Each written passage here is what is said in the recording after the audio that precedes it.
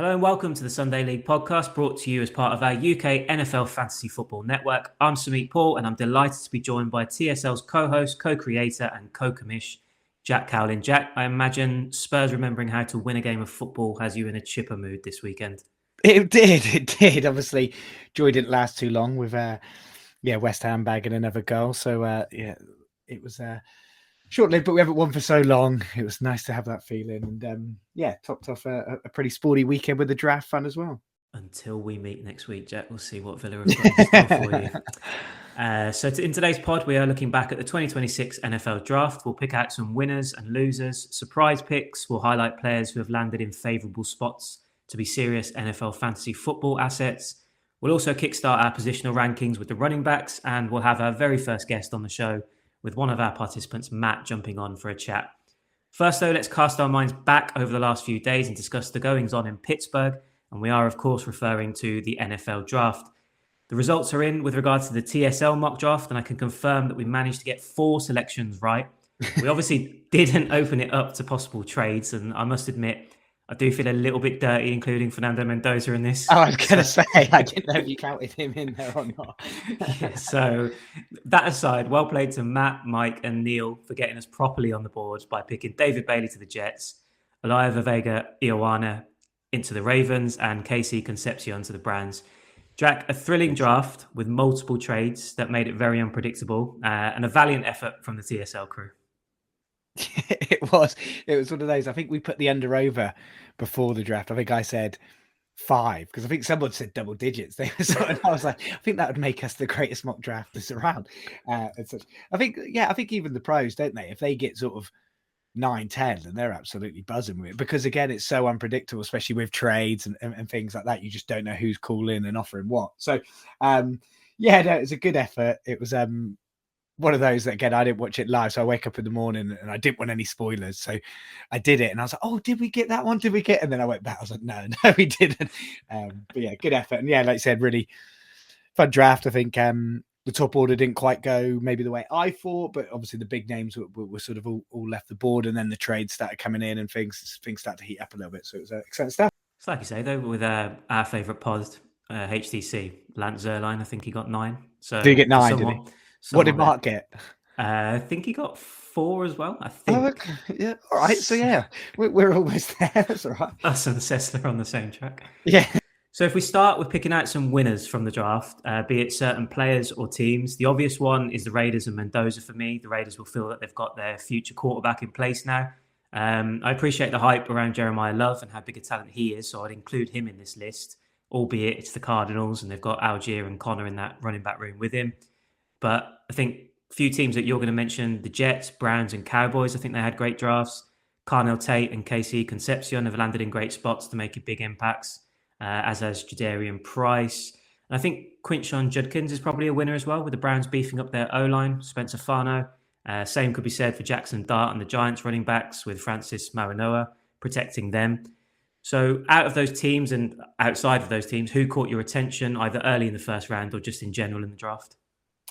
Yeah, definitely. It's always interesting, isn't it? Because I think on offense, at least, you're looking for sort of the weapons and the sort of skill players and such. But like you said, a really strong addition to your offensive, to the offensive line can be huge, can't it? Especially for running backs and obviously quarterbacks that are improving and stuff. So I think Raiders were, you sort of say it can be a bit boring because I think because it was so obvious that they were going Mendoza, they kind of.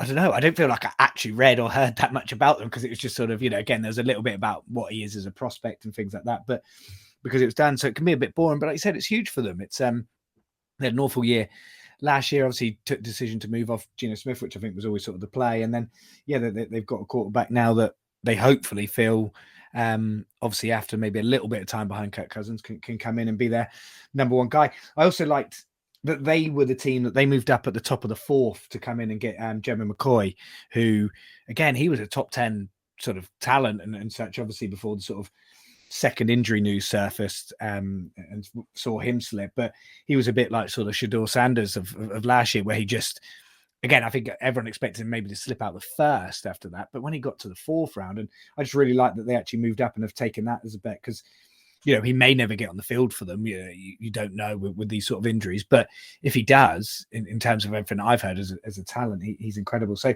definitely think Raiders. Yeah, I like what the Giants did.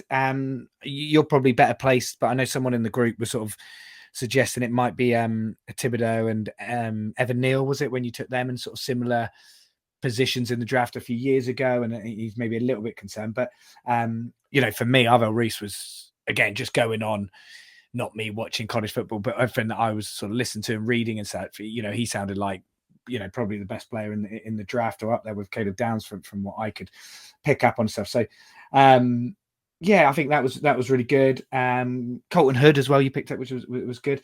But no, other than that, it's tough because, the Dolphins, obviously my team and such, it's quite hard because there's so many picks. It's just almost impossible to sort of judge it as one. But I was sort of quite happy what they did. I was really disappointed with the number 11 initially, because I just really wanted Caleb Downs, because again, from all the players that I heard that might have a potential scope to sort of drop down to that 11, he just sounded like a potential future Hall of Famer, again, sort of touted as one of the best players in the draft and things. And so when he gets there, you obviously hope that they pick him up, and they obviously chose not to move down for not a lot of return, honestly. But I think since then I've listened to the sort of interviews from Sullivan and the sort of team, and you could just see there was just a real clear mantra. They really wanted to beef up the size, go for players with individual honors and things. And I think, kind of instead going for Proctor, who again probably went higher than the consensus, but again, when you hear the reasoning, I think it sort of makes sense. And then Chris Johnson at the late of the first round, I think he was Dan Brugler, who's probably one of the guys that I enjoy the most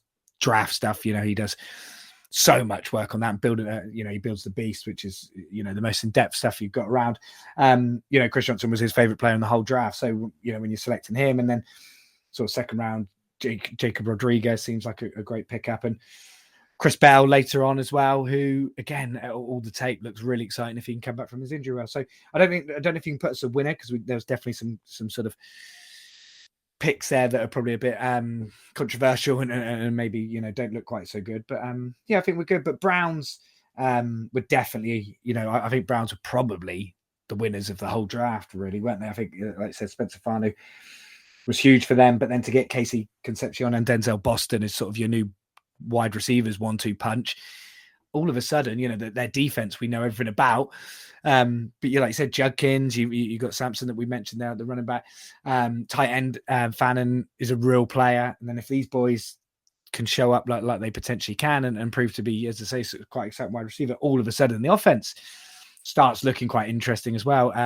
Albeit obviously one huge question mark over the quarterback room, isn't it? So I think probably the Browns were good, and as I said, Cowboys for me, just because they managed to get up and get Downs. I just think, that was just a really good move from them on their side. I saw a tweet before we jumped on with the Browns' haul of picks for next season as well. And they've got some serious capital there. Are we looking at the Cleveland Browns as a potential contender moving forward now, the way they're building this roster up? Well, if they don't do something stupid like they did with Deshaun Watson or whatever, again, I don't know if Browns fans would feel quite so confident that. But all of a sudden, again, if they, I don't know what they're going to be this year, but if they're in a play, even with the assets they've got to get up, and again, I feel like every year it's always the next year's class, which is the really exciting one, isn't it? But if they can go up and if, again, like anything in football, really, isn't it? If they can find that quarterback, they could have some team, because again, like we said, we know what they are on defense. Even outside of Myles Garrett, they've got a hell of a setup there. And then, as I say, on offense, all of a sudden you're looking down your sort of depth charts. You're like, I like their running back room actually. And then they said with these two new wide receivers, that could be the start of saying, and they said at tight end they look pretty good. So, and Spencer Fanu, from all accounts, it could be an all-timer at left tackle. So, be interesting. It would, but as I say, a madness it just seems like it's always around the corner with them, doesn't it? True. I think it's more of a LeBron and Cavaliers thing for historically that I don't like Cleveland. So really? Not particularly fond of this. Yeah. So we'll see how they get on. So we'll expand on those teams a bit more as we run through the TSL group's thoughts. But if we flip it to the losers now, and this is a bit of a 2-in-1 for me in terms of it's also a massive surprise pick, but where else can we start other than the Rams picking Ty Simpson 13th overall? Yeah. Now, Although I think I started my spiel last week by saying I'm not suggesting that this is going to happen, but if we just ignore that portion of what I said and just focus on me linking Simpson with the Rams as a possible pick, I'm absolutely taking credit for it. I saw it coming. Who from the Rams head office is listening to this podcast? Exactly. And while we're on the subject of giving me credit, I did also say Jadarian Price to the Seahawks at number 32, but what do I know? Do you know what I mean? But that was such a wild pick, wasn't it? Instead of going for a Mekhi Lemon or someone that can immediately help Matt Stafford, they've gone for a long-term quarterback replacement, which is why I've got them down as a sort of a loser in all this. And Sean McVay in that press conference was just both hilarious and painful to watch at the same time. Yeah, he's one of my favorite. He's such a character, isn't he? And like, it's just so. And like the next day, just coming out and what was he was like? Yeah, I just had a bad day of something else. It was just like it was funny. It was wild, wasn't it? Just I didn't see many need to do it. Like I don't know, draft back, get a couple. Again, I don't know. I think I pegged. Somebody shared, we obviously did a little competition where we all did sort of drafts and sort of picked. I think I thought he might go to potentially Steelers because again, just not really knowing what they're thinking in their room and things, which is what 21 or so. But yeah, it seems crazy. And I think again, like you said, sort of when you mentioned last week, I was sort of alluding to, the fact that surely now it is just final pieces to win. It just doesn't seem, especially because they're talking with Stafford for this extension. It's sort of like, why do they just need a building block, for the next few years? I don't know. It does seem particularly strange, that one. So yeah, definitely have them as a sort of a loser on the surprise side for sure. I think on the losers side, I find it quite hard because again, you kind of, unless you know every roster inside out, up and down, it's quite hard to judge everything. But one team that did come to mind was probably Jaguars. Simply just because they obviously didn't have many picks, nothing obviously in the first round and such. And the picks that they did have, it doesn't look like they got too much in terms of the way of sort of value picks. And yeah, obviously last year it was all really exciting, Travis Hunter and sort of lots of picks and sort of new coaching and new setup and everything like that. So there'll obviously be more eyes on them this year. But yeah, it just felt as though actually, is this going to stunt them quite a lot? And then you start, again, it's funny how you then start comparing, well, who's come out better of that, out the Browns and the Jags in terms of that trade and things. So be interested to see how that all plays out. I mentioned him earlier, but I think Tyler Algier again is a big loser in all of this with Jeremiah Love. Yeah. Ended up going to the Cardinals, so that's probably a loser that I picked out. So just a few thoughts from our TSL WhatsApp group then. So Daniel is a Giants fan and he said, very underwhelming. And this is to your point earlier. It's got Evan Neal and Kayvon Thibodeau vibes written all over it again. And we didn't draft Caleb Downs when we had the chance at 10. Yes, I'm upset about it. In contrast, Adam, who's also a Giants fan, said complete opposite for me for the Giants. I think we've arguably had the strongest round one of any team. Reese at 5 is unreal value.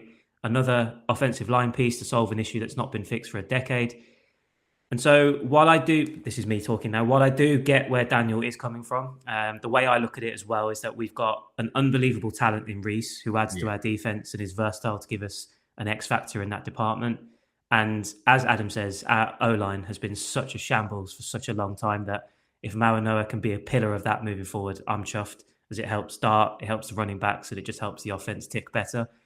As a non-biased voice, a non-Giants fan, do you think the Giants had a good draft then, as you were saying earlier, or are they mad for passing on Downs? Yeah, no, I think they did. I think especially if you had committed to those were the positions you wanted to flip, because you couldn't have really done it the other way. You couldn't have got, say, Spencer Fano was your sort of first choice offensive lineman or whatever. You couldn't have gone him because Reese or Sonny Styles would never get into 10. So I feel like you had to go for the talent first and foremost. And yeah, Reese is, again, I think because Sonny Styles did so well in the combine and stuff like that, but you speak to, or you hear from people that are in the know, and Reese, he could be an all-timer, he could be something, incredible, and especially kind of blended in with the players that you've already got there. So, yeah, I think that was good. And then, yeah, like you said, Mal, now, if it's a position of need, again, he was touted, he wasn't going to ever really slip past top 12. Somebody was always taking him in that range because he's got the talent and size and such. So, yeah, I thought Giants did well in honesty, but again, that's probably because I think, Reece is at 5. I didn't see him getting past. To be honest, I thought he was going top 3 for sure. But I certainly didn't think he'd get past 4 if he did slip outside there. So as soon as he was, for me, that's an A+ draft, if it was him alone almost. Jamie on the Cowboys said, very happy drafting Downs when the Giants left him rotting on the board, was the pick of the first round. He also apologised to Dan, my fellow Giant. So, Jamie, I'm waiting for my apology too. Good draft for the Cowboys, addressing the weak areas in the team. Trading up for Downs in the first round, who arguably shouldn't have been on the board at this time, was a great move. Adding a day one starter to a secondary that desperately needs help. Acquiring 3 edge rushers later in the draft will add depth to the whole left by Micah Parsons. Overall, a decent draft, filling gaps and adding depth where needed. A solid A.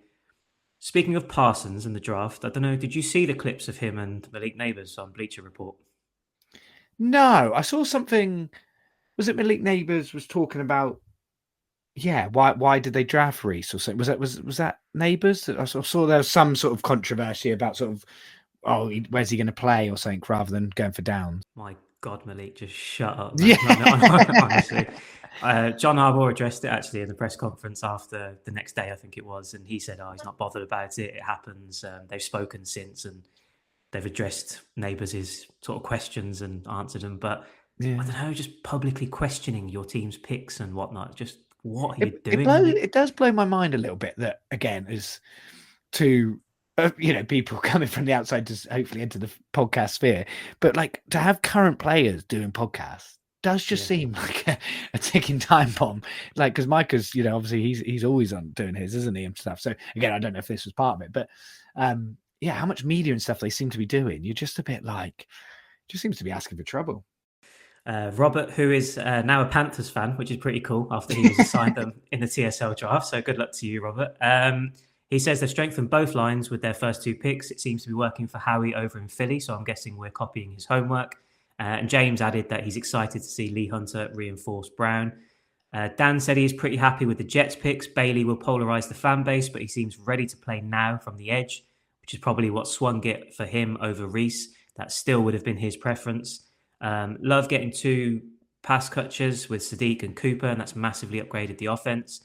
Put those guys with Garrett, Breece, and Mason Taylor, and it looks like an NFL caliber offense, which it definitely wasn't last season. So off the back of that woeful season last year, do you see happier times for Jets fans potentially this season, Jack? You've got to be excited about it, isn't it? I love just saying that this is, the time of year for hopes and dreams and things, isn't it? So if you can't be excited now, when can you be? But yeah, as I said, I like what the Jets did. I think they addressed the areas they needed to, as you said, got some really exciting prospects on the offensive side of the ball. And Bailey, again, he does seem... People, I think, maybe question whether or not he's got the ceiling that maybe a couple of the other players do, but I think his floor sounds as though it's one of the highest and things. So, it'll be interesting to see what they can do. Obviously, lots of question marks, I think, from their fans over the coaching staff and everything. But if you're not excited now, when can you be? Very true. James on the Dolphins said, I think it's a strong 8 out of 10 for the Dolphins. Malik needed protection, and if Proctor can manage his size effectively, that boy will left tackle for years to come. Johnson, possibly the best cornerback in the draft and versatile, undervalued because he's coming from a small school. I was going to wait until the end, Jack, but seeing as though we're on the Dolphins, and I know you've mentioned them earlier, but do you share James's sentiments there? And just how happy are you with the Dolphins draft overall then?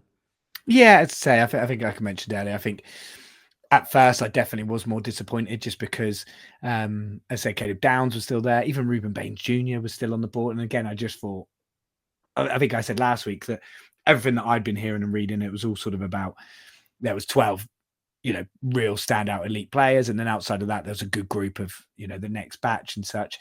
And a couple of the better ones from that top 12 were still there and we didn't go for them. So at first I was a bit disappointed, but now having seen what else we did, kind of said, certainly the pickup of Johnson later in the first and things, I think actually it makes a lot of sense. And again, sort of, you can kind of see the vision a lot more and fair play to them, that they got their guy. It's again, Caleb Proctor wasn't really touted for coming up quite this high and such, but clearly there was something there that the setup loved. Going slightly off topic for a second, because it's just come to my mind when you mentioned Reuben Bain, but How good are the draft calls when they phone up the player and tell them that they're selecting them? Oh, I great. don't know if you saw clips of them, but some of them are just like, some of them are so emotional. Some of them just make you laugh. It's like, Yeah. can't remember which player it was, but he just kept saying, "Let's get it, let's get it." Yeah, So, it is amazing. And like just seeing the family reaction and sort of, yeah, who goes to who first. And like some people like jumping up, some are trying to play it cool. There's some hell of a funny clips. I saw one, again, I can't remember who the player was, but basically their pet dog was in front of them. Have you seen this? yeah. And then like the dog's like waiting for them to get up and the guy's up celebrating. It just nicks his spot on the sofa and just sits there. It's so funny. And the Falcons, you've got to mention, obviously, the name escapes me, of the boy who's just been drafted to play with his brother, and they're both at the Falcons. That one was so emotional. That was amazing to see. So, yeah, no, it is cool. There's a lot of waffle at the draft. It takes a hell of a long time, but there are some amazing bits.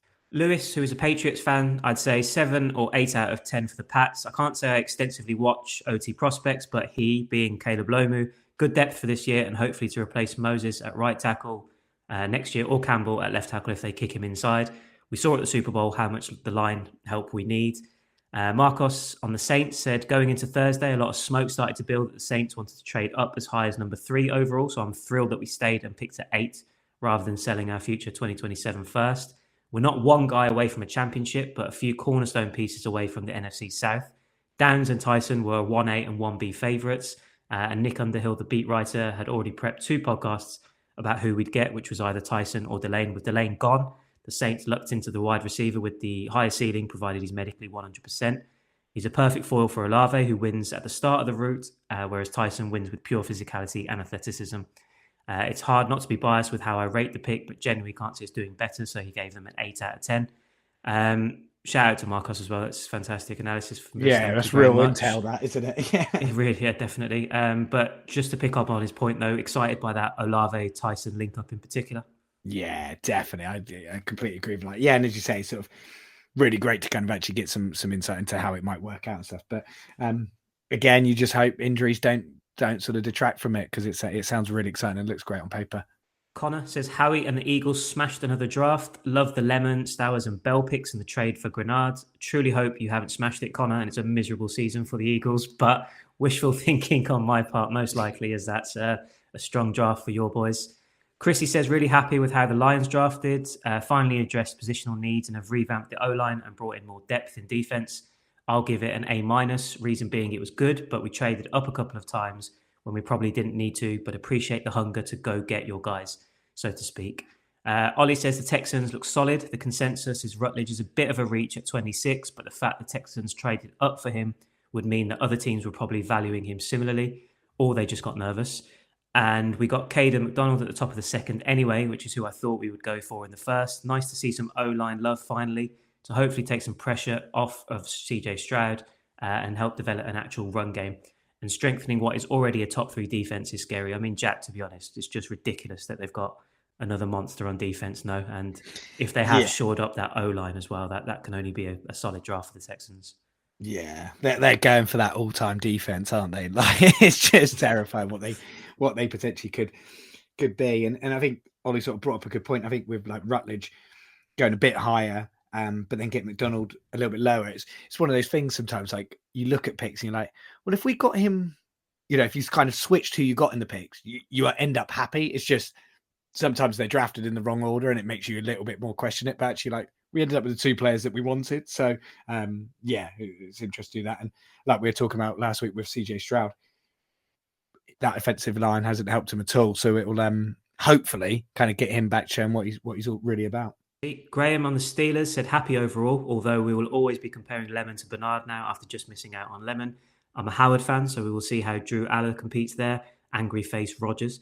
Some good team pieces, an excellent mullet, referring to Jennings Dunker there. Okay cornerback and a decent return man. And Eli Heisenberg, not real name, Navy superstar Heidenreich. Interested to see if he can deliver similar output at NFL level. Here we go. So on a scale of 1 to 10, Jack, how bored are you of this Aaron Rodgers thing, doing the same dance every offseason and keeping everyone waiting for a decision over his future? Yeah. Like, I get it. You know what you're signing up for with him, whether you're the Jets or the Steelers in recent years, but for the love of God, just make a decision. it just seems wild, doesn't it? It's just like the Steelers must have more control of the situation this time round. Like you think, like last year, I feel like he had all, it was all in his hands and everything like that. Whereas this year, you're like, why would they allow it to get like this? I just don't know. Like again, we've all seen Kirk Cousins move to the Raiders, and there's been other people.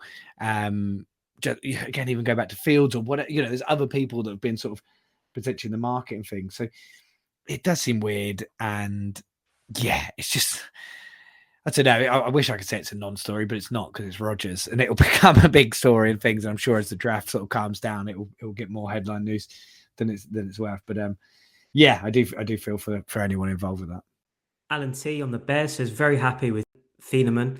Speedy all day, so hopefully we'll keep the turnovers high like we did last year. Jones at centre looks like a stud and potentially day one starter.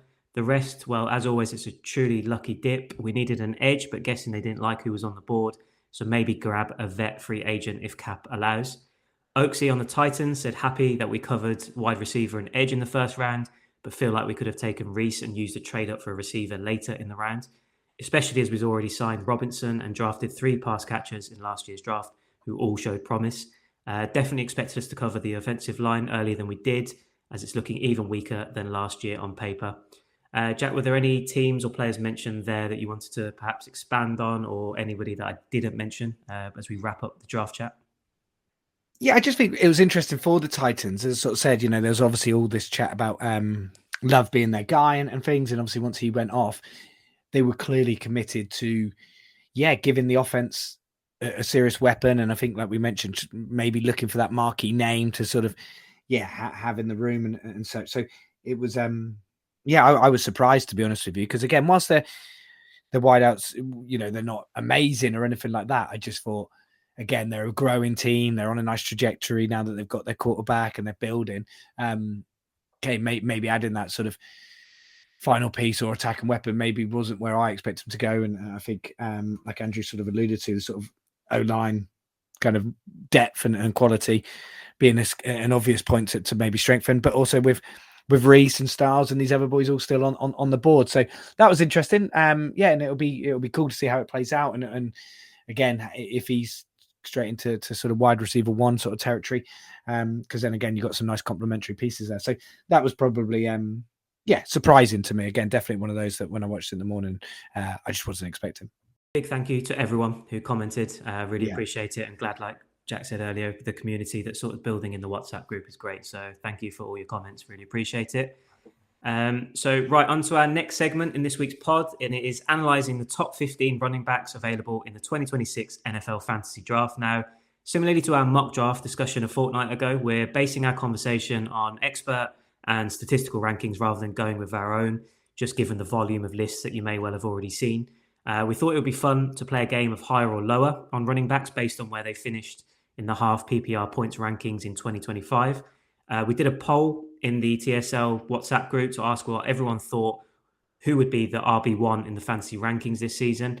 And it was Bijan Robinson who emerged as the most popular pick, followed by Jahmyr Gibbs. And surprisingly, to me at least, Jack, Saquon Barkley got a couple of shouts. I know we'll chat about him shortly, but would he have been someone that you would have ranked higher up in the RB1 chat?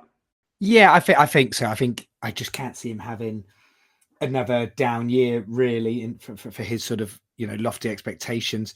I think with Brown potentially going, there's going to be so much expectation on him to sort of be the face of the offense, and obviously you just can't get over how incredible the year before last was. So definitely, again, and he's just not one of those players, I don't think, that's at an age where we should expect a huge drop off. So can completely understand why people are shouting out him.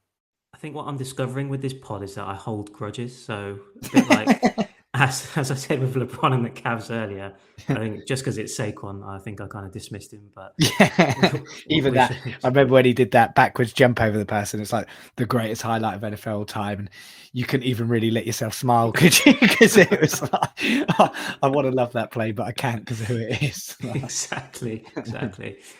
So, Jack, it was Christian McCaffrey who topped the charts last season with 365.6 points. If, and it's a big if, he can stay healthy again, which is a doubt as he struggled in terms of alternating between healthy seasons and then suffering with injuries. I do expect him to have another big year.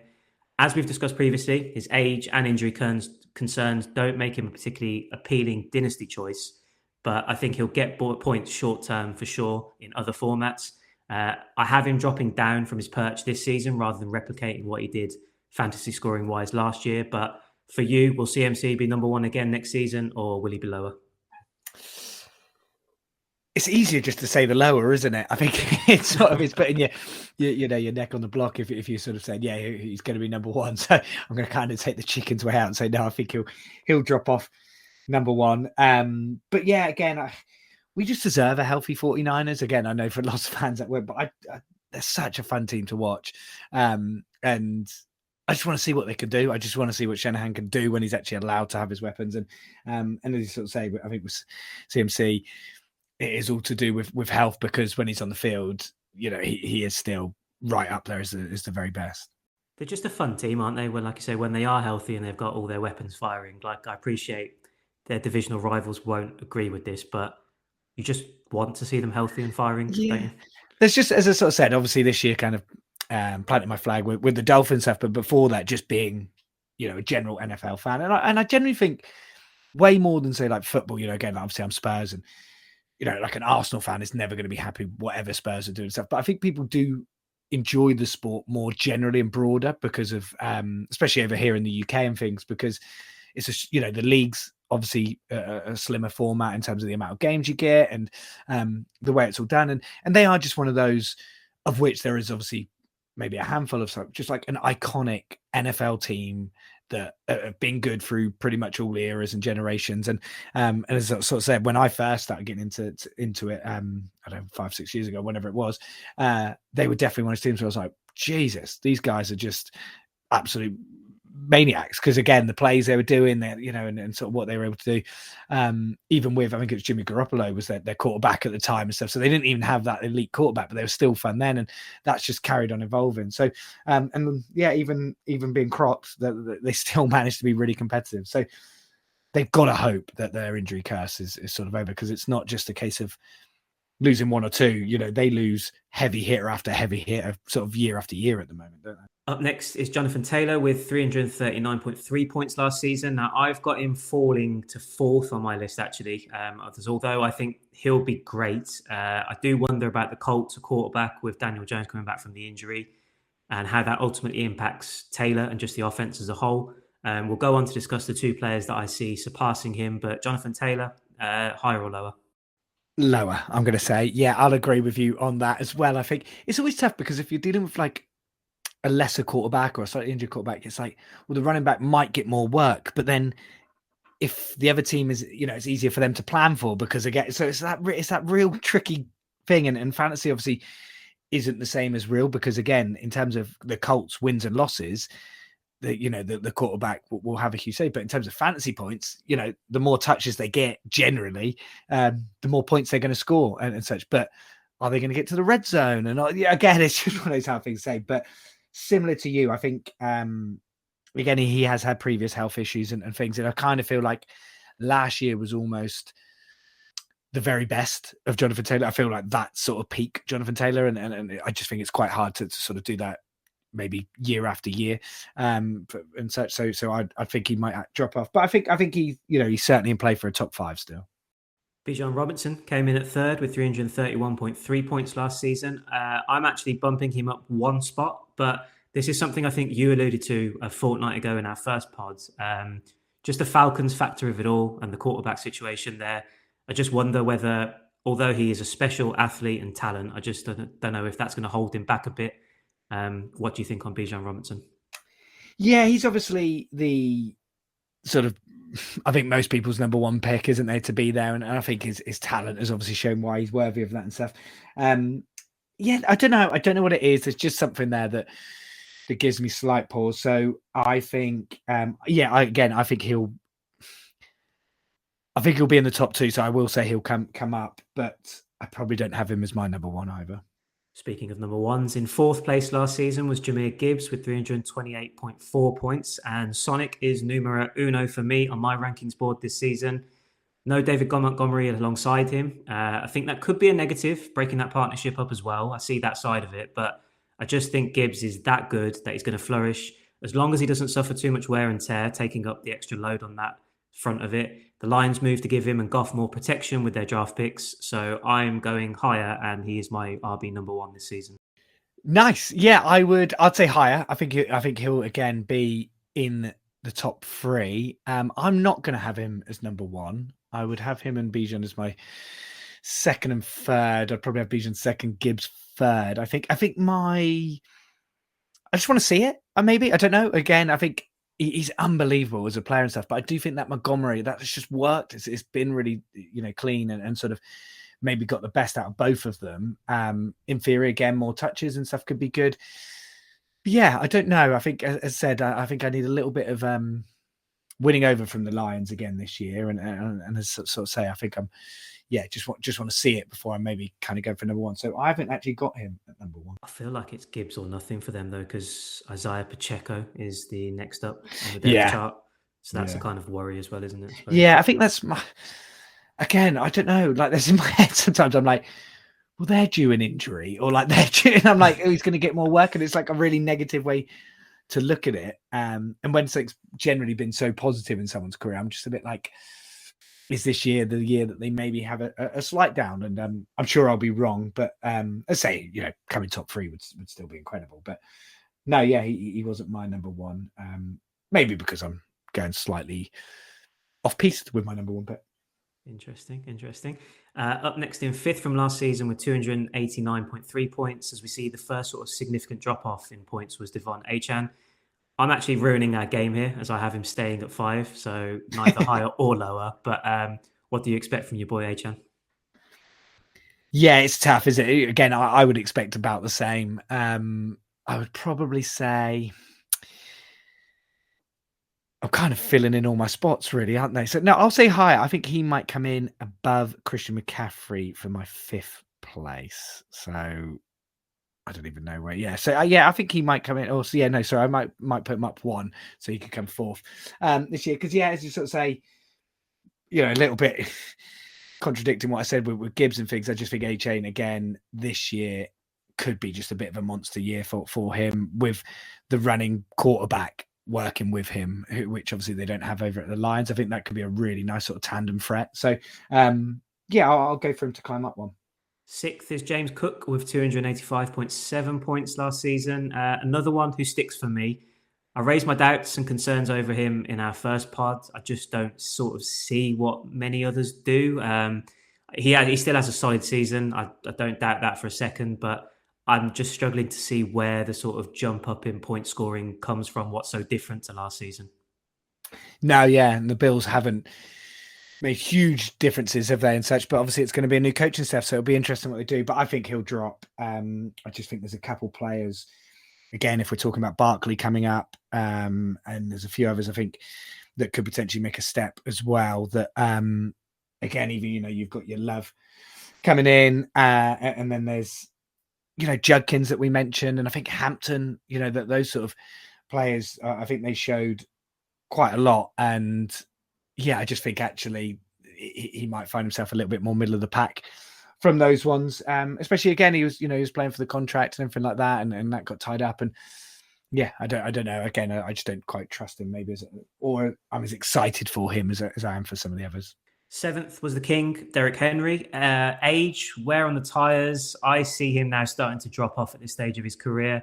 I think you'll still get big games out of him. He'll be a massive presence in that backfield, but not to the extent that we've seen in years gone by. So for me, it has to be lower.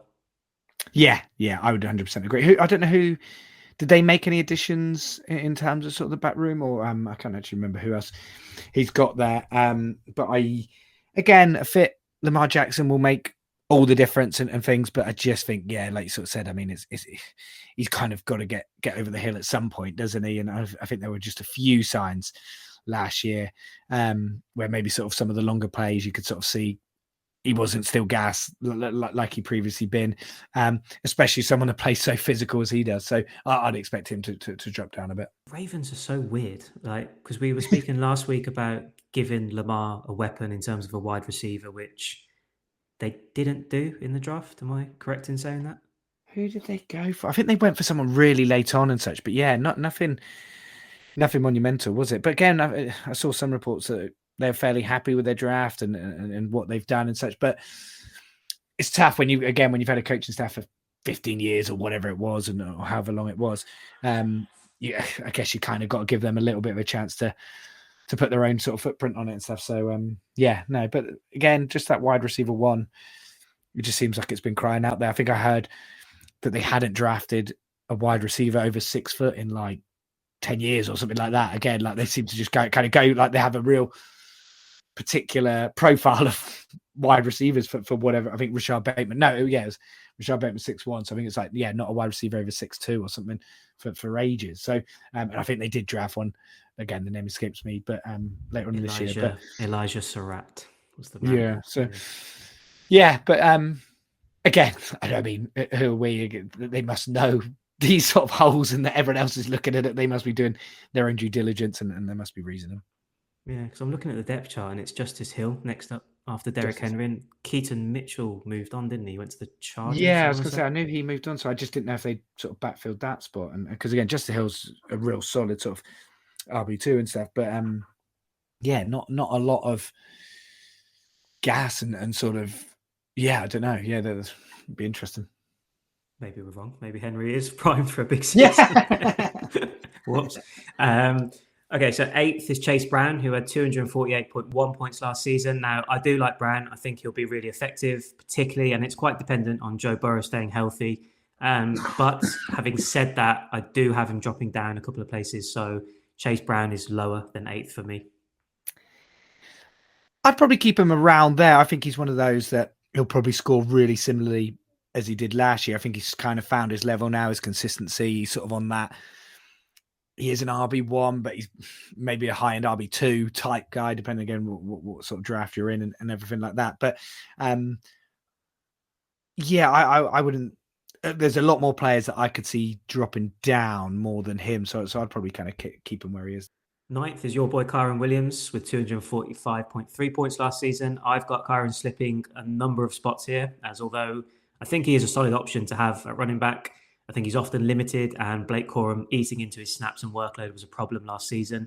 As I say, we mentioned it last week. He's a favourite of yours over the years, but do you see his production slipping next season onwards? Yeah, I do. Again, like you said, just Corum was just getting a little bit involved and sort of, yeah, kind of taking up some of those plays. There were a few little rumours going around that he might even be on the chopping block. Like, again, they might be looking for a trade, and I think they sort of said they weren't, but just when you start hearing those sort of little grumbling stuff, it always surprised me a bit because he just seems like a constant deliverer. To me, he's always been a great fantasy pickup and all the rest of it. But yeah, I think this year he might just slip to that sort of 10-12 sort of level. Maybe that's kind of where he's going to be at. I'll tell Sean McVay before you do it, so he's happy with it. Yeah. Rounding off the top 10 is Travis Achan with 235.9 points last season. Change of environment and offense, having moved to the New Orleans Saints, not enough for me to feel confident that he'll go up this list. If I'm honest, I don't know why, so I'm actually going to say lower. Yeah, absolutely nailed the pronunciation, first of all, Samit, so well done. Thank you. I love that when like players come out like 3 years, 4 years into their career and just like, yeah, everyone's calling me the wrong name or pronouncing it wrong. So well done, you. A tough one. There's something about him I just find quite sneaky. Like, again, I'm always sort of, yeah, he was always surpassing my expectations of him, and I don't really know why, because he's been pretty good at fantasy output for a few years now. So I might have him. Where was he? 9 or 10? Did you say? Sorry, 10. 10.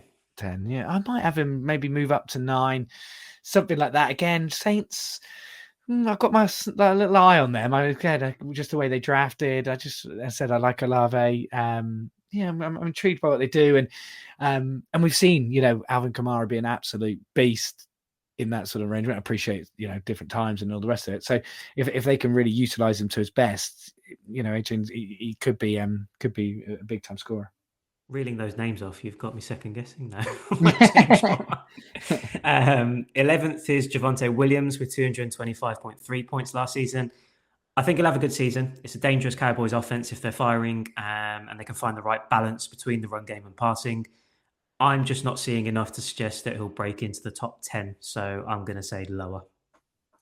Yeah, I'd agree with that. I think he's a great sort of touchdown threat, as you sort of say, that they're going to kind of get into the red zone all day, every day, aren't they, in terms of sort of their weapons and everything. And if his job's then just to punch it over, happy days. That he's not really like the others in terms of he's not a huge long gain sort of runner. And again, he's combative and stuff, but I think he surpassed everyone's expectations. Broncos obviously weren't too fussed about sort of letting him go and things, and he did well there. But I'd probably expect him maybe to drop off a little bit. 12th is Josh Jacobs with 219.1 points last season. I have him moving up one spot, actually. I think he's just a solid workhorse who will get you yards and touchdowns with the Packers. So I'm going higher on Josh Jacobs.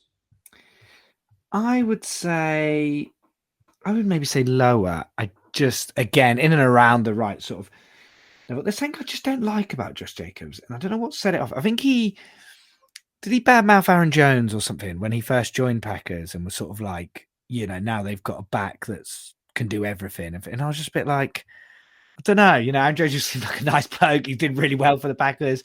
And I was just like, it just seemed pretty over the top arrogant for maybe who he is. But again, I know you've got to be that in the world, but maybe just didn't play to what I look for in people and all the rest of it. So yeah, I've never really been a big fan. And Packers, again, they're kind of one of those low-key teams that I've not really, they're not really sort of making headlines. There's not a great deal of talk about them. Their wide receiver room has changed a bit.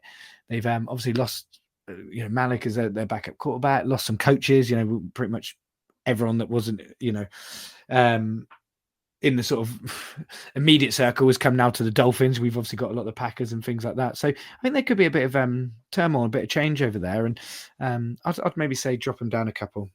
I was unaware of those comments if he did make them. So yeah, I might have made it up, but I'm sure he did. I'm sure. I just remember there was something, and again, not that I'm a Aaron Jones home, but like Jordan, like at least my favorite player. But when you just read something again, I'll have to dig it out. But I'm sure he said something like that, and I was just a bit like, reel it in, mate. Forget. Ashton Genty is next up in 13th last season with 217.6 points. I have him moving up 4 places into the top 10. As you'd imagine, with the improvements the Raiders have made this off-season, year under his belt in the big league, I think he'll be much improved. The Raiders will be much improved. They'll tap into what he's good at. And I think it'd just be a more balanced offense to let him flourish. So I've got him moving up and quite some as well. Yeah, definitely. I would have him in, certainly the top 10. I think he would certainly be one of those ones that's taken the position of the sort of middling running backs and stuff. Because, I think there was enough there to sort of feel as though, the ceiling could be anything. So it'll be really exciting to see what he does now with hopefully a better setup, better coaching staff, better players around him and such, and see what he can really deliver. Because, to sort of say, it was a tough first year and he actually did well. Saquon Barkley, number 14, 213.8 points last season. We touched on it earlier. Saquon is a difficult one for me, taking the sort of grudge aside. I have him a slot higher, but I just don't envisage him lighting things up like he did the season before last. I think the struggles kicked in last year, and I don't think they'll be to that extent again, but I just think they'll continue to sort of struggle to get him really going. Yeah, so I've got him number 1. Which, again, now I think about it, is a big jump. And there might have been some anti-Semite sort of weight put behind this pick.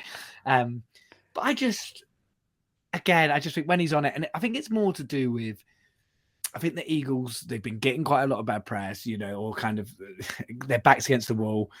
I quite like what they did in the draft. As I said, Brown looks like he's going, and it just feels like it's another sort of big character out the room to kind of maybe give a little bit more power to Barkley, who's kind of going to have to step up and lead. And I could just see him, having another all-time monster year. So, yes, I've got him jumping up, as I say, to number 1, which might be a little bit too lofty, but it's what I believe. So that's how it'll go. And then finally, DeAndre Swift is 15th with 211.6 points last season. Now, Swift, I have lower. I just think he's such a strange one for me. He's a safe bet. I think he'll do the job for you, but ultimately he's never going to break that ceiling and become a game changer. I think last season he had weeks where he was a difference maker, but consistently over the course of a season, I just don't see it at this stage. So I'm going to say lower. Yeah, because he had loads when he was first coming through with the Lions and stuff, didn't they? Like they were like, he really could be, a ultra elite sort of running back and such. And like you sort of said, it's never quite happened. But I'd probably say higher. I think I would have him higher than the. Again, I don't know if it sounds silly now, say it out loud, but maybe like the Javonte Williams and Josh Jacobs things. And I think the reason in being the Bears have potentially the next great offense-minded coach, sort of the next great one is what we're all thinking with Ben Johnson and things. And I just think another year of him, building what he wants to there. He's obviously making a few little changes with the sort of the weapons that they've got and things. I think, again, they should only get better, and they should start pushing up to that sort of quite scary sort of offense and things under him. That's sort of what I'm maybe projecting. And then off the back of that, more so than maybe the talent, I think Swift might climb over 3 or 4 of those other names. It's just occurred to me, actually, I've forgotten that it's Kyle Monunga, RB2 there. So do you think he might impact that and have a say in terms of where Swift is? Well, he had a run, didn't he? But then he again, Monunga at fantasy. I know there was a point there where everyone's like, "Geez, this like he put up some huge scores," and it was sort of like, "Yeah, is this his role now?" But then Swift came back in and sort of took over. So again, it's too easy to say. The Sonic and Knuckles type setup that Johnson had, obviously running over with the Lions, but you'd have to imagine that's what he wants to be aiming for. With the Bears, because again it's proven so potent for him in the past. So as I say, I just think Swift maybe over a couple of those others, and again probably just because of situation more than talent. Certainly, I think he might climb a couple. So that's the top 15. Just to get your thoughts on anyone that's breaking in there this coming season that's not been named. So if I check a name out for you, I've got Amarian Hampton in my top 10. I think he's primed to have a big season this year. A couple of other standout names as well. I don't know if you want to discuss them, but RJ Harvey, you've obviously got Jeremiah Love. And then I know Jadarian Price is there in Seattle now, but Zach Charbonnet between the two of them, who's going to come out of that battle. But are any of those names in your top 15 or so? Yeah, well, unlike you, I kind of took the Pillock move and didn't write down a top 15. I was like, yeah, no, I'll be able to keep track of it. So it kind of in my head, I'm like, I've probably got about 30 players in my top 15 is what I'm doing it. Because every time you say a name, I'm like, yeah, they'll definitely be top. But no, I think the one to me, obviously Love, you'd have to imagine, again, kind of going on all the reports and stuff, top 15 should be the target for him, even in sort of a shared backfield and such. Hampton is definitely, again, he scored well when he was on the field, and I think just another year in that Harbaugh sort of set up, he should be there.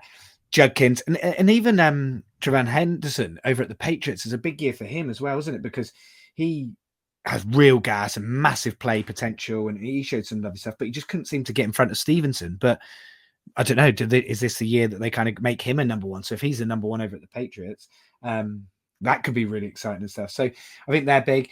Bucky Irvin and sort of what they're doing over at the Bucks and sort of how they sort of shake that out in terms of their running back room will be really interesting. And then Charbonnet will be interesting, but also Kenneth Walker, who I don't think was mentioned either, was it? Going over to the Chiefs. Again, injuries have sort of always sort of hampered his sort of total scoring and such, but he's a big time player. He can catch. He can, he can certainly make the big plays and things like that. So, in one of the best teams in the NFL, with one of the best defensive coaches in the NFL has ever seen, with one of the best quarterbacks. Do you know what I mean? Again, like, could he have a big year? So, like I said, I can't really say they're all going to do it because we're doing top 50 instead of top 15. But I think the ones for me that I would say out of those that I think would be a sort of top 15 banker, I do think Hampton. And I would probably say Love will be. And then, I might say Henderson. Again, I might be a little bit, but I could see Henderson having a big year. If I could encapsulate my NFL fantasy football experience in one story, it would be that I picked Kenneth Walker the season before last, and that was a pretty average season from him. And then the following season, he goes on to be the Super Bowl MVP. So I think that kind of just sums up my experience with fantasy football quite nicely. It's good of you to share the lows as well as the highs that you were so proudly to announce at the start of the show, which is good. But just whatever name as well that, again, I don't know whether you'd have any thoughts on himself, but Jonathan Brooks over at the Panthers, who, again, he was touted as a real player coming in a couple of years ago, but he's obviously just had awful, I think, 2 ACL injuries and things like that. So I don't expect him to be a huge factor, but just want to kind of keep an eye on and sort of see. Rico Dowd obviously did well there last year and stuff, but I think Brooks was always sort of touted to be the main man there, and I think he's due to be back into sort of training camp and everything like that. So yeah, I'll be interested in, and obviously when someone suffered like that early on, I'll really be sort of cheering him on from afar, and hoping he can kind of get on the field and show what he's about, because it's I hate to see it, don't you, when it's sort of people like that suffer. And so hopefully he might be able to show what he can do. I'm not convinced by Chuba Hubbard. So, like you say, with Rico Dowdle out of the way there, maybe that's an opening from him when he comes back from injury. So, Jack, we're delighted to welcome our very first guest on the show this week. It's Matt from our South League, who runs the JTT Cup, which is a charity best ball tournament raising money for a wonderful cause, the Joshua Tarrant Trust, which is dedicated to supporting children with brain tumours. Here to talk in more detail about that is Matt himself. Matt, welcome to the show. Thank you for coming on. Firstly, how's it going?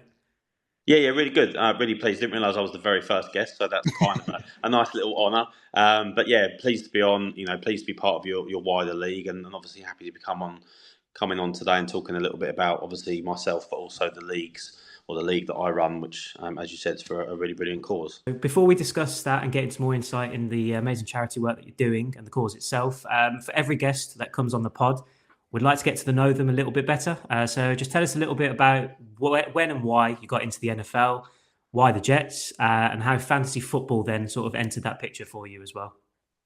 Okay, so I think like many people I've spoken to in the UK, my love of the NFL started when I first picked up a Madden game. My one was 2002 on the Nintendo GameCube.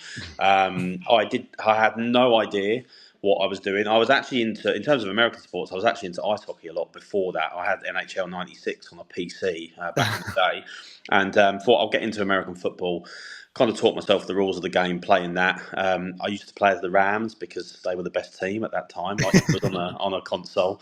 But so that's kind of how I learned about the league and the rules of the game. And then it kind of grew from there in that I went to the US for the first time in 2006 with my brother, and we did kind of a 3-week tour of kind of the northeast. We did Chicago. We had a few days in Canada, Toronto, Niagara Falls. We did quite a bit of time in New York and Washington as well. And my auntie actually moved out to Connecticut in the early 90s to be an au pair when she was a teenager. And she never came home. And she still lives in Connecticut now. She's married. And we had the opportunity to go and visit her as part of that holiday. But we also spent kind of 6 nights in New York. And the Sunday that we were in New York, the Jets happened to be at home against the Texans, 26th of November 2006. The Jets actually won on that day, and they became my team because of that. I'd always kind of been in love with New York, having not actually been there because my auntie lived near there. So to me, as a youngster, I was very much. She lives in New York. She actually lives about an hour and a half on the train, but that's where it kind of came from. And I've always joked that if the Giants had been at home on that Sunday, then my team would have won 2 Super Bowls since. But as it is, we had a bit of a good couple of years at the turn of that decade, 2010, 2011. But as you know, it's been pretty awful outside of that.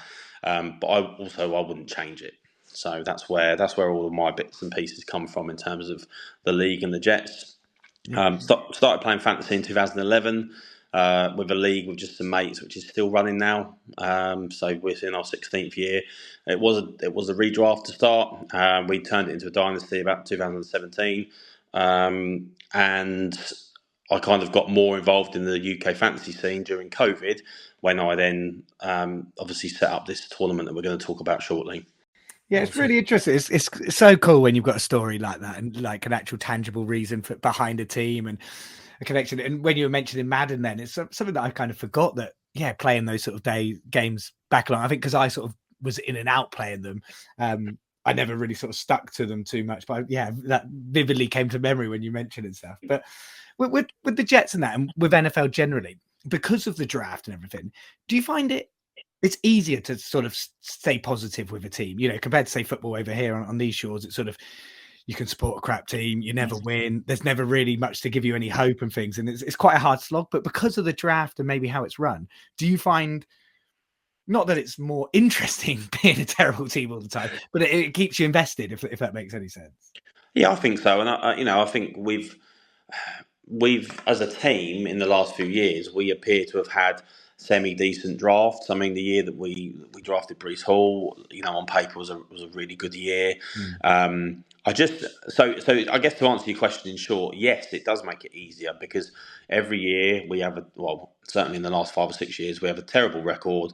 We pick in the top 10, and we've done some work garnering picks over the last few years, and I'm fairly happy with what we've done in this draft. But it's kind of that cycle of a Jets fan, in that you get into this stage of the year, April, where you become optimistic, and then This is the year. this is the year. This is the year when we might actually, challenge for the playoffs. That's all we're really looking for. We've got the longest postseason drought in any of the major 4 American sports now, in terms of qualifying for the playoffs. So, April is the optimistic time, and then you get to probably the end of September, and you're 1-4 or 0-5 or something like that, and you think, yeah, here we go again. We're back at the low point.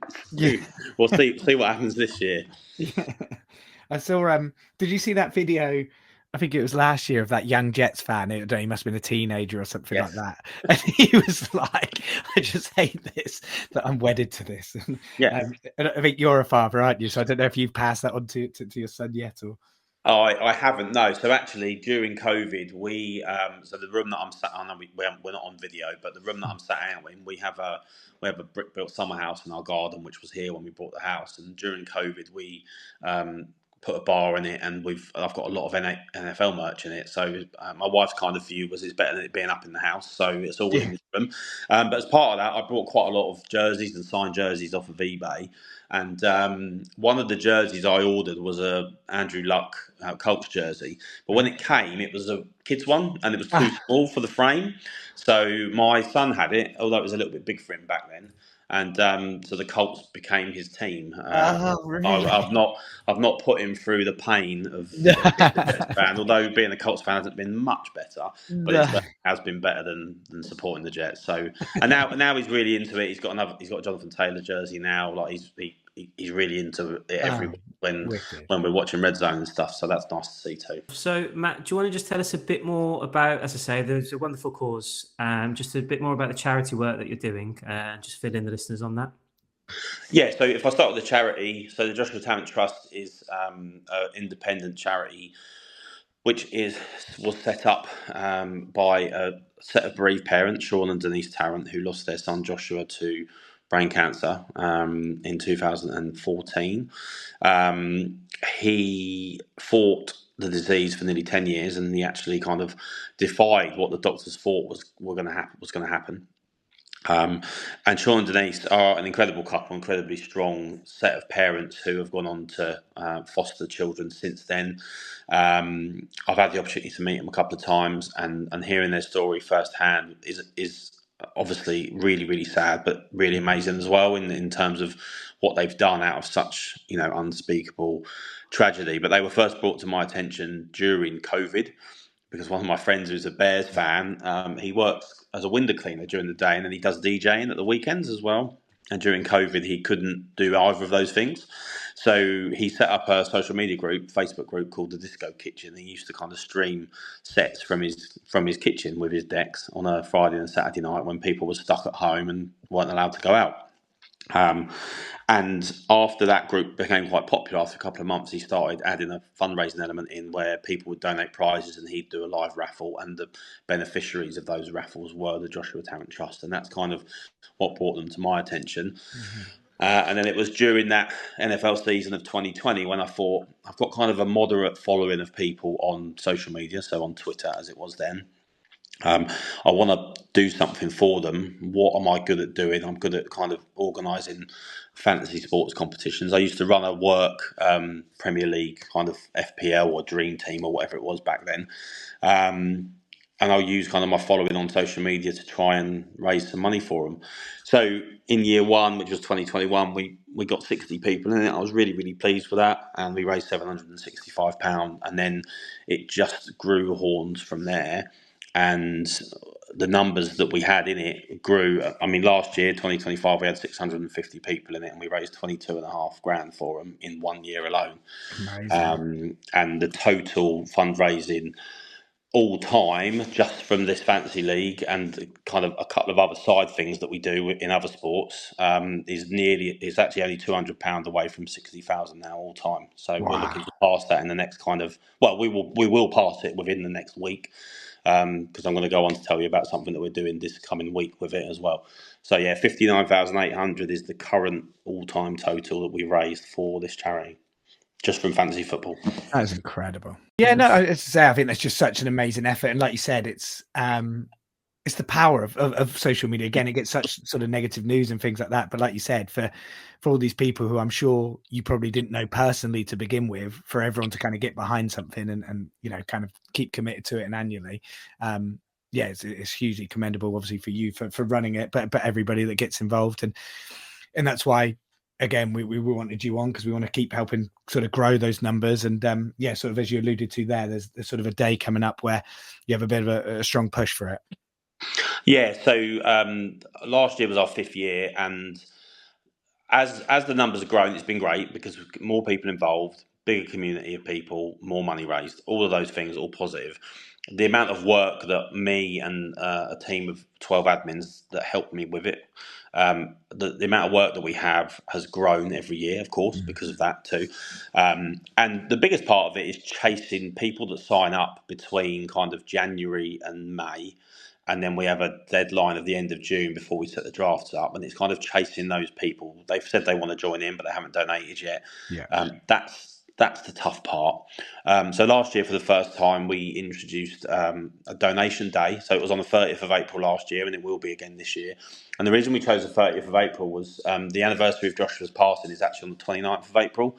So we wanted to boost the charity massively around obviously quite a difficult personal time for Joshua's parents. We didn't want to hold it on the day because we thought that was a little bit disrespectful probably, but it falls quite well in a way that the 30th will be a payday for a lot of people that want to be involved. So what we do is we encourage as many people as possible that are going to be joining up to donate on that day, so that it boosts the charity, but it also reduces the amount of workload that we then have in May and June is the reason for doing it. So yeah, it's a best ball league. Anyone who wants to be involved can be. The main place that they can find it is on our socials on X at JTT Cup, and the sign up form and the donation link, the Just Giving page, are on our pinned tweet. So donations are made directly to the charity. I don't handle any money myself. And then as long as someone puts their name on the donation so we know who it's from, we just kind of mark them off on the sign up form as donated, and then we set the leagues up end of June and get drafted in July. Amazing. Yeah, and I think we'll probably share the link as well directly sort of in the podcast notes as well, so people can easily find that. And I suppose a little bit naivety really, but for people maybe listening that might not know, what is best ball? What is the sort of what sort of the structure of the competition and sort of how it's played? So best ball essentially is draft and forget. So best balls became a really popular, well, it has become an even more popular format in the last few years because going back against COVID, lots of people got involved in too many managed leagues, dynasty and redraft leagues, and best ball became quite popular because you draft a deeper team with a larger bench, and that's it. You don't make any changes to your team. You don't have any waivers. You don't make any trades. There's no like free agent bidding. But what best ball does is it automatically places your highest scoring players within the roster settings at the end of each game week. So you don't even have to do any lineup picking. It does it for you. And that's why it's become quite popular, because Yeah. the draft is everything, but then you can just check in every week to see how you're doing. Yeah. And the key strategies are that you have to kind of think about who's going to have boom and bust weeks. You do want people with, a high floor, I guess, but you also want people that are going to maybe generate 25 points 2 times a year, because they will win you get in weeks. your lineup. Especially when you've got bye weeks and stuff like that, you want someone who's going to step in and get you a good number of points. So our league is done. It's divisions of 10. So last year we had 65 divisions of 10. We run usually to week 13, and then we have a kind of a playoff bracket. We have a conference set up with 5 divisions in each conference, and then we basically end up with a 13-person final we did last year anyway, in week 17, and it's all on points scored. So there's no head-to-head. You're in your division. If you come in the top 2 or 3 in your division on points scored or points for, then you make the playoffs, and then we have a bracket from there, and we kind of eliminate a certain amount of the field every week until we end up with just 13 in the final. So you have to have a consistent team. Yeah. But there is probably a little bit more of an element of luck to it than dynasty and redraft, because you can't make any changes to your roster. It'd be hard to get over that frustration of, like sometime where you're like, oh no, I don't want them. They're out for the season, and you've just got them sort of thing. Yeah, exactly. But there's also strategy around it, in that you've got to think that if your first round pick, it's a Superflex league, so if your first round pick is a quarterback and they tear their ACL after 4 minutes of the first game, a la Aaron Rodgers, who's the next man up? Who's the most likely trade candidate if that player went down? In previous years, it might be a Jameis Winston, someone who's maybe not a starter, but would be a trade candidate to a team that might lose an Aaron Rodgers or a Josh Allen or someone like that. Yeah. So, there's strategy in all fantasy football, but you have to think about what might happen if your top players went down injured, because if you don't have a strategy to back that up and you do get unlucky with injuries, then you're not going to do very well in this competition. No, yeah, it sounds really fun. I said I've not entered one. I'm gonna be entering your competition because it sounds like great competition. But then obviously because it's for such a fantastic cause, and there's so many people part of it now, it's just a real amazing journey to be on. So no, it sounds awesome, and yeah, obviously hugely commend you, Matt, and all those others that are with you that are sort of running that competition and doing that unseen work for the charity, because I'm sure they hugely appreciate it as well, and it keeps the sort of legacy going, which is amazing. And I think probably just finally from me as well is just to thank you you've been a massive help for us kind of getting this launched off, because like you said, you do run some big socials, and you've allowed us to sort of share what we want to kind of get across, and brought in plenty of players. I know some of them I think or you've competed with in other leagues and things like that, which is always funny when you see sort of usernames come up that you're like, oh, I know this one and the rest of it. But no, it has been really appreciated. And for me anyway, kind of as said, I've always just played in friends leagues and stuff, and this is the first time really sort of venturing out.